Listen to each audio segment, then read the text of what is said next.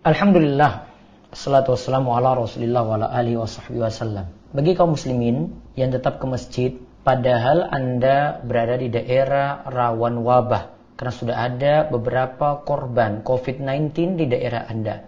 Coba perhatikan sejarah masa silam yang pernah nyata terjadi sebagaimana berikut ini.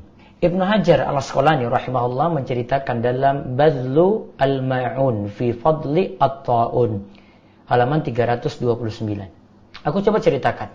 Telah terjadi di masa kami ketika terjadi wabah at-Ta'un di Kairo pada 27 Rabiul Akhir 833 Hijriah. Awalnya baru jatuh korban meninggal di bawah 40. Kemudian orang-orang pada keluar menuju tanah lapang pada 4 Jumadal Ula. Setelah sebelumnya orang-orang diajak untuk berpuasa 3 hari sebagaimana dilakukan untuk sholat istisqa, sholat minta hujan. Walaupun nanti ini diberi catatan oleh Ibnu Hajar, apakah dilakukan seperti itu ataukah tidak. Yang jelas Ibnu Hajar tidak setujui amalan ini. Nah, mereka semua berkumpul, mereka berdoa, kemudian mereka berdiri dalam durasi 1 jam, lalu mereka pulang. Setelah acara itu selesai, berubahlah korban yang meninggal dunia menjadi 1000 orang. Itu terjadi di Kairo setiap harinya. Kemudian jumlah yang jatuh korban pun terus bertambah.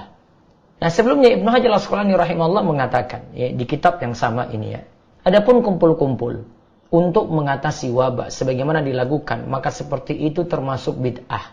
Hal ini pernah terjadi saat wabah at-Ta'un yang begitu dahsyat pada tahun 749 Hijriah di Damaskus. Aku membacanya dalam Juz al-Munbiji. Setelah ia mengingkari pada orang yang mengumpulkan khalayak ramai di suatu tempat. Di situ mereka berdoa. Mereka berteriak keras. Ini terjadi pada tahun 764 Hijriah. Ketika itu juga tersebar wabah at-Ta'un di Damaskus. Ada yang menyebutkan bahwa hal ini terjadi pada tahun 749 Hijriah. Di mana orang-orang keluar ke tanah lapang. Masa jumlah banyak ketika itu keluar di negeri tersebut. Lantas mereka beristighatsah.